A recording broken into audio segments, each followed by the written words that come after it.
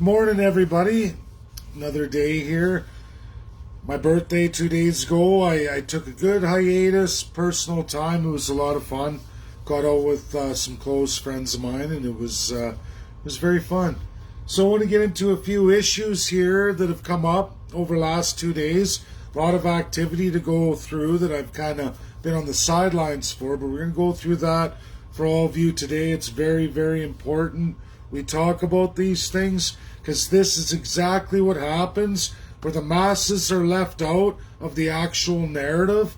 And it's so critical for everybody to know these things as they come up, how we're to address them, and how we're supposed to deal with our political structure as it is today. There's a lot being talked about, but not a lot of real narrative that's very, very important for all of you. So I begin with oil prices. As we see, they're stabilizing at that $60, exactly what the Middle East OPEC insider countries want to have. They've wanted this for a very long time. They're very strong, and we're watching the new administration in the USA under Biden transform that to absolutely benefit key members of that OPEC alliance, which is not, and I repeat, not for Russia's benefit whatsoever. It's actually to take OPEC members and bring them into the American family of trying to take over in a global narrative here. So not good at all. Iran, Saudi Arabia, and many other OPEC countries are going to be getting the deal they're cautiously optimistic they're going to get. I think they're going to get it. It's what Biden wants to do with the Democrats, and that absolutely is not going to include Canadian oil whatsoever. We're not to be in that narrative. Justin Trudeau knows full well, as do Aaron O'Toole and the opposition, and nobody, and I repeat, nobody is relaying that to any of you. I'm the only one. I'm the only one with the courage to come forward and tell you exactly what's happening here. And it's a double dealing of our biggest trading partner with absolutely that Middle East consortium of OPEC countries. We're going to see that. For all of you not paying attention, Iran heavy, under tremendous sanctions. And just to give you all a little reminder of the airplane that was absolutely shot down just over a year ago now, where they executed a whole bunch of Canadians and, of course, some Ukrainians, but anyone trying to get out of that region at the time were absolutely murdered. And you know what? Under sanctions or not, their oil is fetching a price absolutely almost $12 a barrel more than Alberta. Alberta is currently the lowest price of heavy crude in the absolute entire world by a major, large margin. None of your politicians are going to tell you the truth about Energy East, Northern Gateway, into deep port where we have to have deep capacity tankers. I've talked about this for nearly 4 years. Your politicians across all aisles have sold every Canadian, especially the region of Alberta, some of which overlaps with Saskatchewan, even into southern Manitoba and our northern BC. Absolutely all political parties would rather see Canadians go down the toilet than see them operate on the world stage. Nobody is giving you an honest narrative that almost every expert in oil and gas worldwide will tell you exactly what's going on. It's published out many times in many professional circles, but you're never going to hear of it in Canada. You're being sequestered. You're getting fed a baloney media narrative by an absolute corrupt government. That includes all the mainstream parties. Hate to say it, I challenge right now Aaron O'Toole or anyone from the Conservatives, including right here in Alberta, Jason Kenney, to relay this all to you. They're not going to, because they've already done a backdoor dirty deal with Quebec to win votes from the left narrative instead of fighting to tell the truth, telling all of you what's really happening in global markets and what absolutely Canada has to do to go forward. But that's not what they want. It's not the United Kingdom narrative, a massive nation that has deep financial ties with many groups around the world. and they don't want to upset that. They want to continue to line their pockets, which goes into part two with Pierre Poilievre, who was removed from finance minister and now, just in the last 13 hours, is starting to talk again and put out all kinds of publications on social media, slowly walking back into his new role. The question is, everybody, will Pierre Poilievre finally say no? Will he start saying, no, I'm going to go with the truth? I'm here, I'm elected by my constituents, by Canadians, to tell the absolute truth, not pander to special foreign interests. And I get into that because publications, immigration is ramping up. Your federal government claims, both aisles, claim that they have a way to protect all of us from COVID, even though we all have to be locked down and we have variants apparently from all over the world.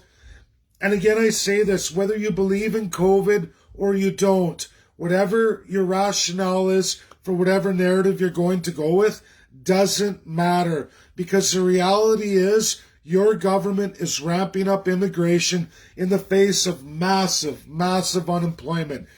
Everyone's out of work. It's an incredible rate of unemployment, not seen since the dirty 30s, and that doesn't even get into non-participation, meaning those who've run out of the ability to collect unemployment or other kinds of social securities that are made available when people lose their jobs or businesses. There's all kinds of people that have run out over this COVID year, and they're in the non-participation range.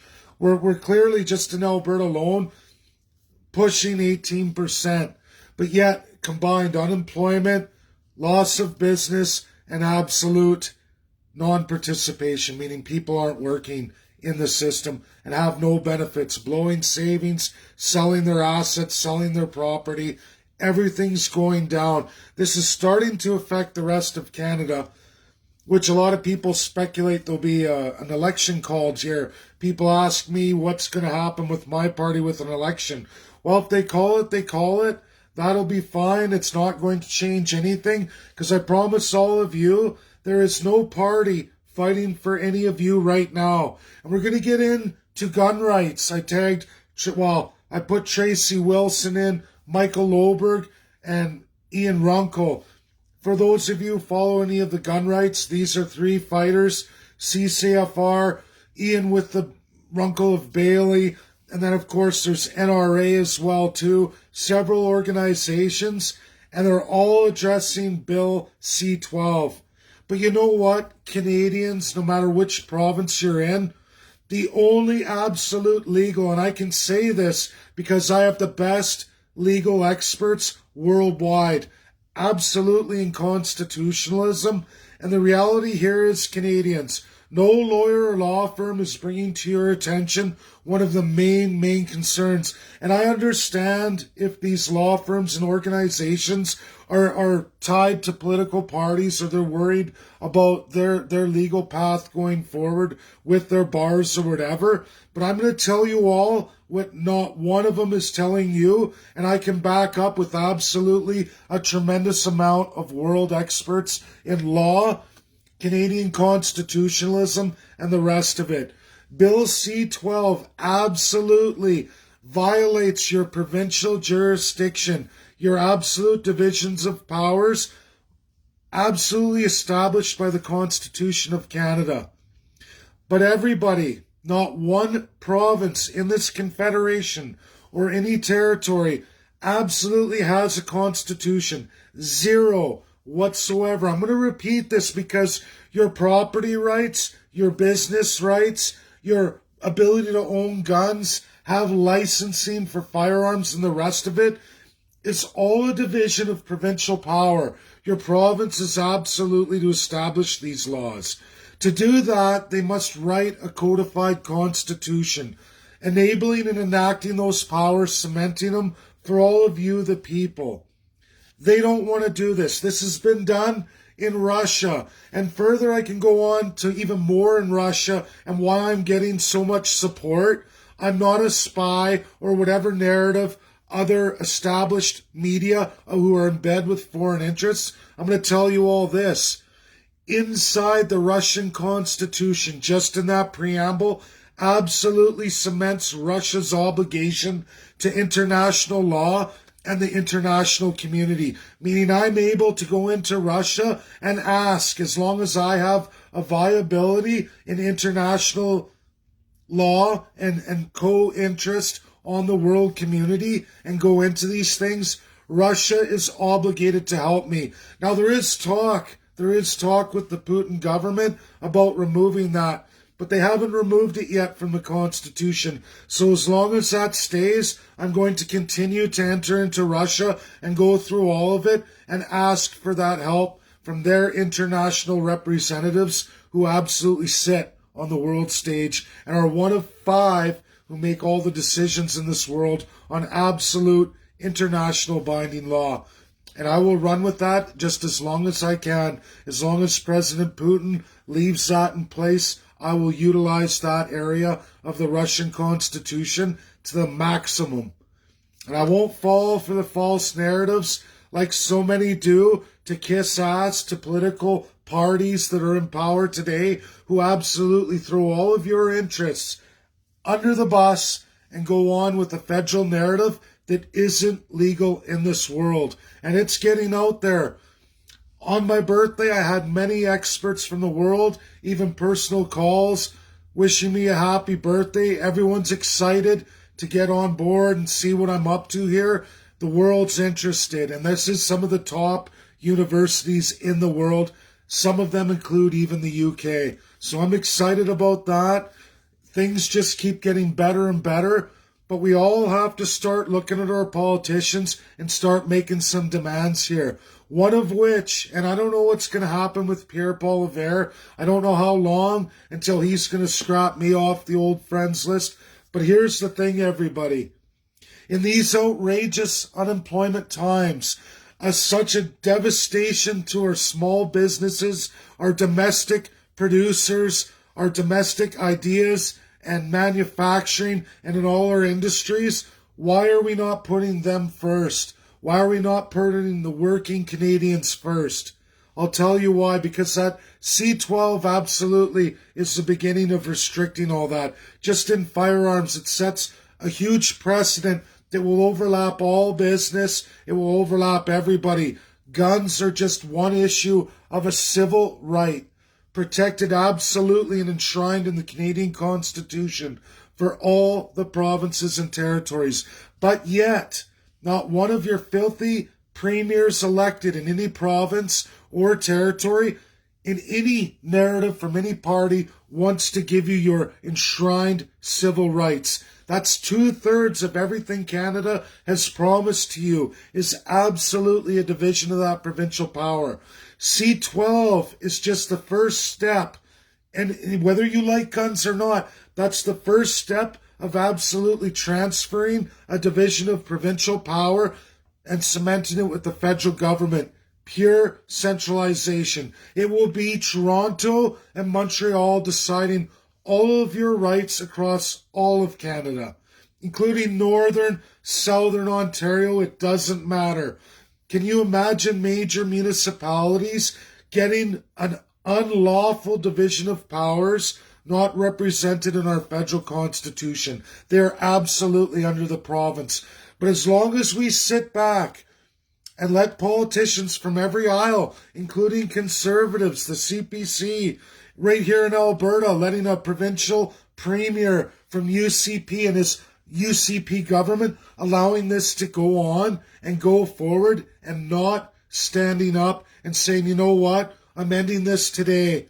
I'm going to start the process of enshrining the provincial rights in an absolute provincial constitution that removes the federal government's hands off, no matter what party. Jason Kenney can do this today. Saskatchewan, Scott Moe can do this today. But they don't want to because they're in bed with the same machine, everybody. They're absolutely in bed with foreign interests. They've polluted all our federal parties, and now they're all just little branches of federal parties lying to each and every one of you every day. This is reality.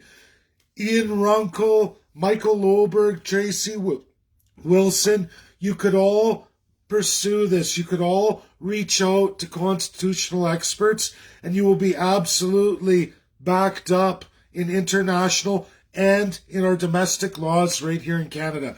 Even in that crusty constitution we call Canadian Act of 1867, even still inside that, these powers exist. And it is up to each premier to take those and bind those by cementing at least, the very least, a provincial constitution, enshrining all of your rights and powers, and absolutely putting in place powers against your elected officials, how they are to govern, how they are to behave. This is done all over the world, except for Canada. You're living in a time that most of the world doesn't live in today. Only a few nations who are very upset, who have the same system we have here in Canada. And nobody thinks this is a problem. You all think you're just going to elect somebody else to get you out of the problem. I can tell you right now, CPC is not going to do anything with any international trade on resources, none whatsoever. They're going to go and absolutely in bed with foreign interests. They're absolutely going to take away all of your civil rights, as Trudeau is doing right now. The more that the central system can take from you, making them stronger, giving them more power to rape, rob, and pillage you, they will take it. Every elected politician becomes an absolute autocrat in this system. It's up to each and every one of you. Pick your party, it doesn't matter. NDP, Conservative, Liberal, or any of the variant of those. Pick one and say to them, will you not promise to enact constitutional changes in the federal? Will you not promise to design provincial constitutions in every province and every territory, cementing the people's rights? If they can't promise you at least these very, very minimums that should be absolute, should not even be questionable, every Canadian today has to say, then you know they're all dirty and corrupt. Absolutely dirty and corrupt. And we're going to see with Pierre-Paul Levert. He's been great up to this point. But how can you be jobs and industry if you're absolutely not narrating the whole truth and nothing but? How are the jobs going to come back if you can't get us to a nationwide trade? Energy East, Northern Gateway. Because I'll tell you he can't, everybody. Aaron O'Toole already sat with Quebec's Premier, Legault, and already promised that there will be no Energy East. He did that a week after winning the Conservative leadership. He's absolutely in bed with the globalist narrative. There's a socialist globalist narrative to take over. The world governance, that is absolute. The problem is Trudeau embraces the globalist and the socialist narrative. NDP socialist narrative. Conservatives, pure globalist narrative. The problem is, everybody, these joint narratives are working together by the same foreign special interests. They don't care who wins the race. They would absolutely love to have both of them in place. The socialism and the absolute globalism of these special billionaire working on first ever trillionaires in the world. It's sick. It's disturbing. It's not where Canada needs to go. We don't need to back up the worst of the worst tyrants in the world. We don't need to embrace that, and we don't need to become it. If you want to change, join the CCP, Canadian Constitutionalist Party. I'm the leader. We're rolling it out. We're getting there. The website will be coming up in weeks. Everything's going to come as I head to the east and I start organizing Ontario and Quebec. That is coming. In a few short months, it'll be done. If there's an election called, yes, we'll have to wait to 2025. But I promise you the best stage of the best academics in the world will be coming on board with this. Town halls right across Canada, best of the best. And Canada will have no party to absolutely even stand against that. In real truth, in real credited experts with real publications that each and every Canadian from every walk of life can join in their language, in their narrative, to hear the absolute truth. It won't be done by me, it'll be done by the best of the best in world truth and world realization. These parties have no clue what's coming, and there's nothing that they can do about it. That's the reality that's going to be rolling out here in the next 2 years. And you should all be excited and get on board with it. Share this video. At least if not, call out your politicians. Say why. Why don't you do these things? Why are you doing what you're doing? And they can't answer you because they won't answer you. They can call themselves conservative. They can call themselves liberal. They can call themselves NDP. The list goes on and on. The reality here is they're all absolute autocrats who have no intention of ever giving you any power, let alone any real civil rights. They're slowly and surely pulling them all away, and they're all in bed with it. I have not seen one lawyer highlight the gross atrocity of C-12 on the fact that it's taking from the provincial jurisdiction, the provincial division of power. Completely unconstitutional, but yet not one says a thing. Because maybe, I don't know, they think that these politicians are their friend and they're going to help these organizations and groups. Fat chance for that. You're leading all of those property owners right down a toilet bowl. And I have the best of the best that can outdo and outperform any of you. And they're actual lawyers, doctorates, teachers of teachers, teachers of judges who know international comparative and your domestic laws better than any of you. And it's not to, like I said, throw pies in the face. It's the reality that until we address this broken confederation and what absolutely has to be done, we are going to end up in a third world status. We're already going there right fast.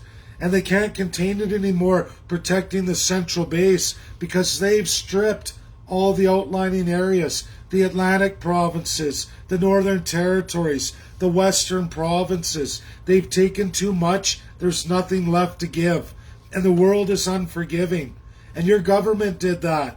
You can blame a UN, you can find boogeymans. There's no shortage of world billionaire, aspiring trillionaire, dictator, whether they're socialist or the globalist company. There's no shortage of them, everybody.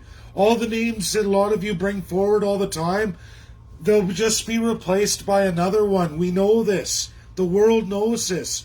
Your nation needs the constitutional changes, the protections, and the how to govern rules for and by you, the people. And you need real experts from the world to teach you exactly what those are. Not a bunch of miscreants going, hey, let's make up all these laws, because I promise there's literally 100 nations that have done that, and they've been in all kinds of problems ever since.